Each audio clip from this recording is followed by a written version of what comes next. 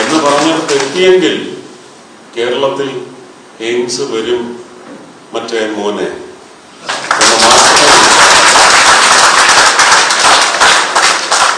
AIIMS കേരളത്തിൽ വരുമെന്ന് പറയുമ്പോഴേ അങ്കലാപ്പിൽ പൂണ്ട് പുച്ഛം അവതരിപ്പിക്കും. അത് അവരുടെ എന്താണ് DNA. അതങ്ങനെ അവര് ചെയ്തുകൊണ്ടേ ഇരിക്കട്ടെ. തീർച്ചയായിട്ടും കേരളത്തിൽ ഒരു ജില്ലയിൽ ഇത് വരും. അത് വരും എന്ന് പറയുന്നത് ആരെയൊക്കെയോ ഭയപ്പെടുത്തുന്നുണ്ടെങ്കിൽ അവരാ ഭയത്തിൽ മുങ്ങി അങ്ങ് മതിക്കട്ടെ.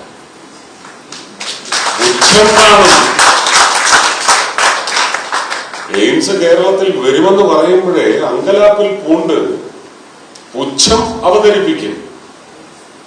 അത് അവരുടെ എന്താണ് DNA. അതങ്ങനെ അവര് ചെയ്തുകൊണ്ടേ ഇരിക്കട്ടെ. POS മെഷീനെ കുറിച്ചും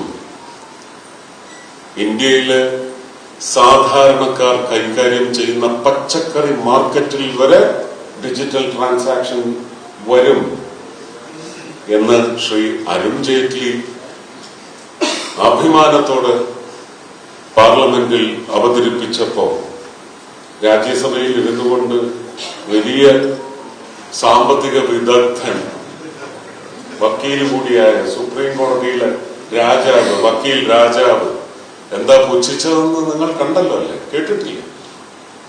പിന്നെ ഉരുളക്കിഴങ്ങും തക്കാളിയൊക്കെ വിൽക്കുന്നവർ ഉടനെ തന്നെ POS എടുത്ത് വെച്ച് ഉണ്ടാക്കി കളയും. അവിടെ അത് ചാർജ് ചെയ്യാൻ മെഷീൻ ഉണ്ടോ? അവരുടെ അടുത്ത് POS മെഷീൻ ഉണ്ടോ? അവിടെ വൈഫൈ കണക്ഷൻ ഉണ്ടോ? ഇന്ന് രാജ്യം എന്താണ്? ബ്രിട്ടീഷ് ഉദ്യോഗസ്ഥരുടെ ഒരു സംഘം വന്നപ്പോ രാജ്യത്തെ സാധാരണക്കാരായ സ്ത്രീകൾ എന്താണ് മറുപടി കൊടുത്തത്? വി ഡോണ്ട് ടേക്ക് കറൻസി എന്ന് പറഞ്ഞിടത്ത് എത്തിയെങ്കിൽ കേരളത്തിൽ എയിംസ് വരും മറ്റേ മോനെ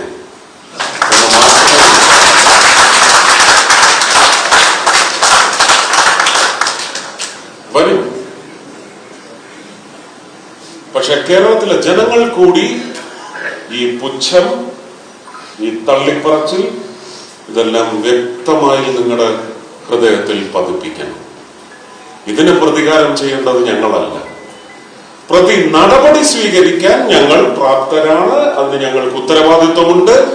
പ്രതികാര നടപടി സ്വീകരിക്കേണ്ടത് കേരളത്തിലെ ജാതിക്കും മതത്തിനും എല്ലാ രാഷ്ട്രീയത്തിനും അതീതമായ ജനങ്ങളാണ് പ്രതികാരം നടപ്പിലാക്കിയെടുക്കേണ്ടതെന്ന് മാത്രം